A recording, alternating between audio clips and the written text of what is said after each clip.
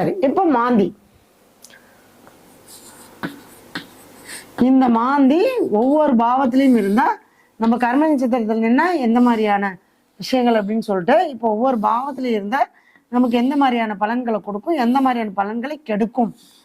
Maximum கொடுக்காது, maximum கெடுக்கும். அதுவே உங்களுக்கு ப்ளஸ்ஸா இருந்தா கொடுக்கும். ஆனா இந்த வரைக்கும் எனக்கு தெரிஞ்சு அந்த மாந்தியுடைய தாக்கத்தை கண்டிப்பாக ஒவ்வொரு ஜாதகத்திலையும் நம்ம பார்த்துக்கிட்டு தான் இருக்கோம். இப்ப மாந்தி லக்னத்துல இருந்தா, ஒரு உதாரணத்துக்கு லக்னம்னு வச்சுக்கலாம், மேஷ லக்னம்னே வச்சுக்கலாம்.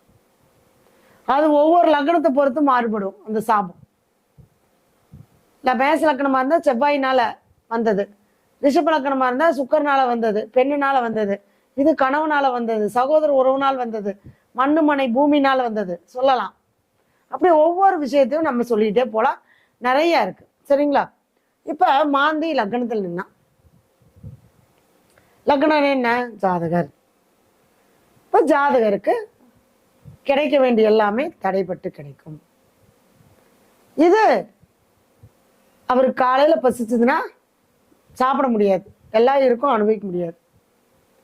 சாயந்தரம் சாப்பாடு கிடைக்கும். அப்ப தாமதப்பட்டு கொண்டே இருக்கும். எந்த ஒரு விஷயமா இருந்தாலும் தாமதப்படும்.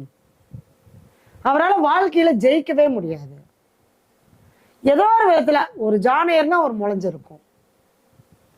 அது லக்னத்துல இருந்தா 7ஆம் இடத்தை பார்க்கும். லக்னத்துல இருந்தா 7ஆம் இடத்தை பார்த்தா என்னங்க?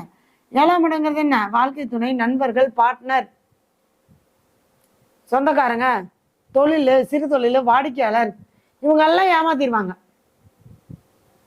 நண்பர்களே ஏமாற்றப்படுவார்கள். வாழ்க்கை துணை மூலமாக ஏமாற்றத்தை சந்திக்கணும். வாடிக்கையாளர் வாங்குற வரைக்கும் வாங்கிட்டு போயிடுவாங்க. திருமணம் தாமதமாகும். மனசுக்கு நிறைவான ஒரு திருமண வாழ்க்கை கிடைக்காது. 2வது குழந்தை லேட் ஆகும். 2வது குழந்தை பிறந்ததுக்கு அப்புறம் தான் பிரச்சனையே ஆரம்பிக்கும். இப்படி நிறைய நிறைய நிறைய நிறைய சொல்லிட்டே போனோம்.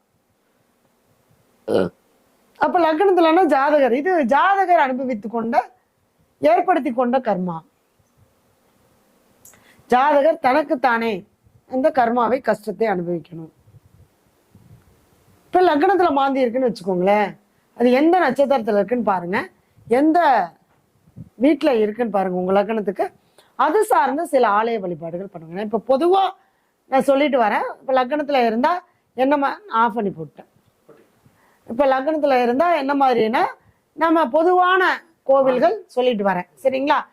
இதுக்கு பர்டிகுலரா அவங்கவுங்களுடைய ஜாதகத்துக்கு உண்டான நட்சத்திரம், அந்த நட்சத்திரத்துக்கு உண்டான விஷயங்களை தெரிஞ்சுக்கிட்டு நம்ம ஏற்கனவே கொடுத்தது தான், இருந்தாலும் அதை இன்னும் மறுபடியும் புதுசா பார்க்குறவங்களுக்காக அப்டேட் பண்றேன். அப்ப லக்னத்துல மாந்தி இருந்தா எங்க போகணும்? ஃபர்ஸ்ட் முன்னோர்களுக்கு திதி கொடுக்கணும், குலதெய்வ வழிபாடு பண்ணணும். அடுத்தது ஆத்மசாப நிவர்த்தி செய்யக்கூடிய, மாந்தின்னு சொல்லக்கூடிய ஆத்மசாப நிவர்த்தி மயானத்துல போய் செய்யக்கூடிய ஒரு பரிகாரம் ஒன்று செய்யணும். அதுக்கப்புறம் முன்னோர்களுடைய சாபத்தை நிவர்த்தி பண்ணணும். அதுக்கப்புறம் திருநெல்வேலியில் இருக்கக்கூடிய விஜயாபதி விஸ்வாமித்திரர் ஆலயத்துக்கு போயிட்டு வரணும். இதெல்லாம் செஞ்சதுக்கு அப்புறம் தான் போகணும். திருநெல்வேலி மாவட்டம் விஜயாபதி விஸ்வாமித்திரர் கோவில்.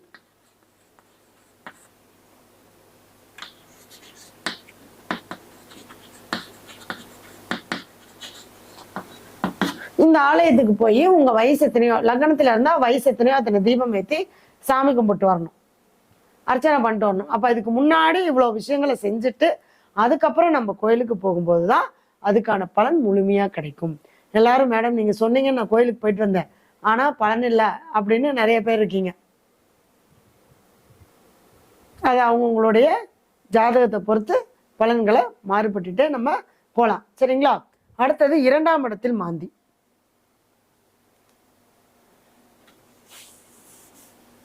இப்ப லக்னம் போட்டோம், இது உதாரணத்துக்கு இந்த லக்னமே வச்சுக்குவோம். அடுத்தது 2ல மாந்தி. இங்க 2ல உட்காந்து எங்க பார்க்கும்? லக்னத்துக்கு 8ஆம் இடத்தை பார்க்கும். 2, 8. இந்த 2, 8 சம்பந்தப்பட்ட கண்டிப்பா குடும்பத்துல ஒரு பிரிவினையை கொடுத்தே தீருதுங்க. நான் பார்த்த வரைக்கும் ஒரு திருமணம், 2 திருமணம், 3 திருமணம் ஆகியும் கூட பிரிஞ்சுதான் வாழ்றாங்க. அவங்க சந்தோஷமா வாழ்றது இல்லை. அது சுக்கிரன் வீட்டுல இருந்துச்சு வச்சுங்க, மனைவினால எந்த சந்தோஷத்தையும் கணவன் அனுபவிக்க முடியாது. எத்தனை கல்யாணம் பண்ணாலும் அப்படித்தான். அடுத்தது செவ்வாய் வீட்டுல இருந்தா பெண்ணுக்கு கணவனால் இந்த விதத்திலையும் ஒரு மகிழ்ச்சியை கொடுக்க முடியாது. அவங்களுக்கு ஒரு பயம் இருந்துக்கிட்டே இருக்கும். இப்போ பெண்களுக்கெல்லாம் திருமணம் லேட் ஆகுது. 36 37 வயசு. காலையில் கூட ஒரு ஜாதகம் பார்த்தோம், 33 34 நினைக்கிறேன்.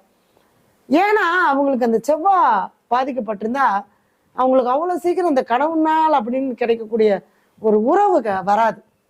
அதே மாதிரி சகோதர உறவு அவங்களுக்கு யாருக்கெல்லாம் ஜாதகத்தில் செவ்வாய் பாதிக்கப்பட்டிருக்குன்னு தெரிஞ்சுக்கணும்னா முதல்ல சகோதர உறவு எப்படி இருக்குன்னு பாருங்க. சகோதர உறவு நல்லா இல்லைன்னா கண்டிப்பாக கணவன் உறவும் நல்லா இருக்காது.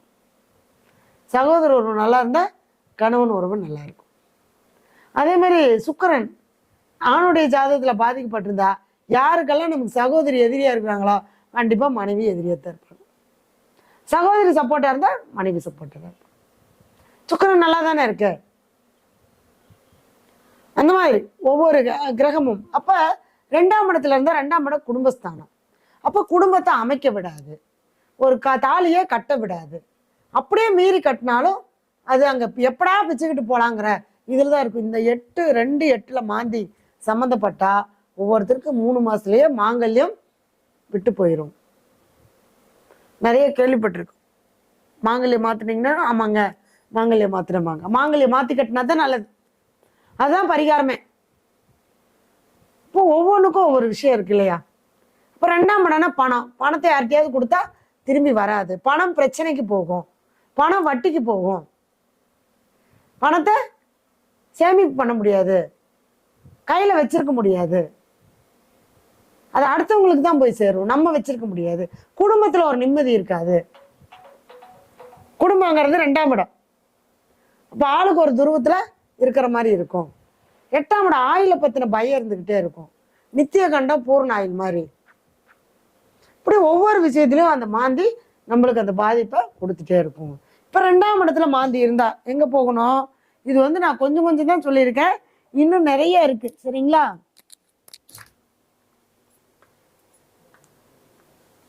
கும்பகோணத்துல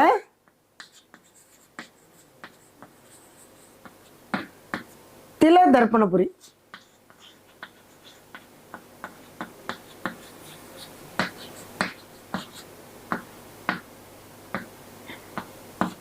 இதை பத்தின முழுமையான விளக்கங்கள் தெரிஞ்சுக்கணும்னாலும் நீங்க அந்த நம்பரை கான்டாக்ட் பண்ணி கேளுங்க, நான் அதுக்கு தகுந்த விளக்கங்கள் சொல்றேன். சரிங்களா? கும்பகோணத்துல இருக்கிற தில தர்ப்பணபுரி அப்படிங்கிற ஊருக்கு போய் இந்த தில தர்ப்பணபுரி பாத்தீங்க அப்படின்னா முக்தீஸ்வரர் ஆலயம், அதாவது தினந்தோறும் அமாவாசை பூஜை ஆகக்கூடிய ஸ்தலம். இந்த ஸ்தலத்துக்கு போய் திதி கொடுத்துட்டு வரணும். இந்த மாந்தி எங்கெல்லாம் இருக்கோ அந்த பாவத்துக்கு உண்டான கோயிலுக்கு போகும்போது கண்டிப்பா அந்த இடத்துல போய் திதி கொடுத்துட்டு வரணும். அப்பதான் அந்த இடத்துல அவங்களுக்கு சாப நிவர்த்தி கிடைக்கும். எல்லாருக்கும் எல்லா இடத்துலயும் மோட்சம் கிடைக்குமானா கிடைக்காது. காசில போய் கயால போய் மோட்சம் கொடுத்துட்டு வராங்க, கண்டிப்பா கிடைக்குமானா கிடைக்காது. இங்க ஏதாவது பக்கத்துல இருக்கிற ஒரு கோயில் ஒரு ஆலயத்துக்கு போனாதான் அவங்களுக்கு கிடைக்கும். ஏன்னா அவங்களுடைய ஜாதகத்துல எந்த பாவம் சம்பந்தப்பட்டிருக்கோ அந்த பாவகம் சார்ந்து கோயிலுக்கு போனாதான், அங்க போய் திதி கொடுத்தாதான் அவங்களுக்கு அந்த பலன் கிடைக்கும், இல்லைன்னா கிடைக்காது.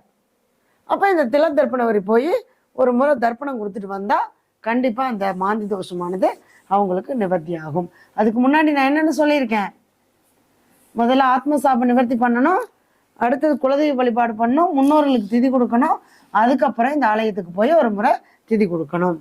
அடுத்தது 3ஆம் இடத்துல மாந்தி.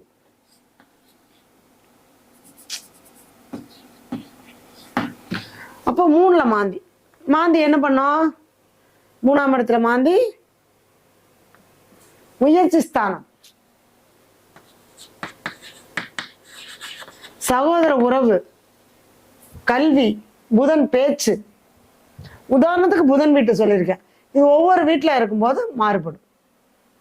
குரு வீட்டுல ஒரு பலன், சந்திரனுடைய வீட்டுல ஒரு பலன், சூரியனுடைய வீட்டுல ஒரு பலன்.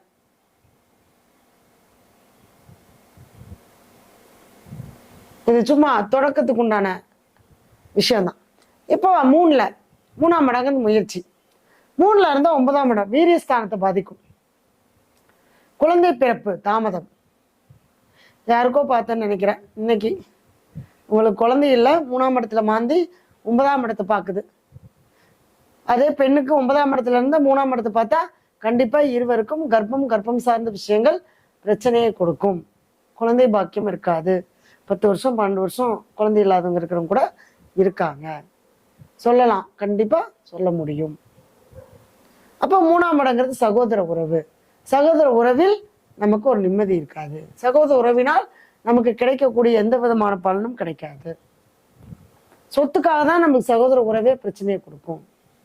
இப்ப தந்தை சொத்தை நம்ம அனுபவிக்க முடியாது, தந்தையுடைய பாக்கியத்தை அனுபவிக்க முடியாது, தந்தையோட புண்ணியத்தை அனுபவிக்க முடியாது. தந்தையார் நமக்கு செய்ய வேண்டிய எதையுமே செய்ய மாட்டாரு, அவருக்கு செய்ய முடியாது, செய்ய விடாது. இந்த 3, 9 கனெக்ட் ஆச்சு அப்படின்னா அந்த குழந்தைய தத்து கொடுத்து வாங்கிடணும். தத்து கொடுத்து வாங்கிட்டா கண்டிப்பா அந்த பாதிப்பு இருக்காது. இல்லை அப்படின்னா அப்பாவுக்கு கண்டத்தை கொடுக்கும். 3ல மாந்தி இருந்து 9ஆம் இடத்தை பார்த்தா அப்பாவுக்கு 9 வயசுக்குள்ள ஒரு கண்டத்தை கொடுக்கும். அதுவும் அந்த தசாபுத்திக்கு இதுக்கு நடந்துன்னு வச்சுக்கோங்க, கண்டிப்பா மரணத்திற்கு ஒப்பான வலிகளையும் வேதனைகளையும் கண்டங்களையும் கொடுக்கும். ஒரு சில நேரங்களில் அவருடைய ஜாதகம் விதி பலன் இருந்தால் மரணத்தையும் கொடுக்கும். பார்த்துக்கலாம். இவங்க எங்க போகணும் அப்படின்னு கேட்டீங்கன்னா, கேரளாவில் இருக்கக்கூடிய ஐவர் மடம். என்னென்ன பண்ணணும்? முதல்ல ஆத்ம சாப நிவர்த்தி பண்ணணும், அடுத்து குலதெய்வ வழிபாடு பண்ணணும், முன்னோர்கள் சாப நிவர்த்தி பண்ணணும். அதுக்கப்புறம் இந்த ஐவர் மடத்துக்கு போய் ஒரு முறை திதி கொடுத்துட்டு சாமி கும்பிட்டு வரணும். இதே 5ஆம் பாவமா வந்தா, கும்பலக்கணமா இருந்தா 5ஆம் பாவமா வந்தா திருவெண்காடு போய் திதி கொடுத்துட்டு வரணும். இதே 5ஆம் பாவமா இருந்து மேஷ லக்னமா வந்தா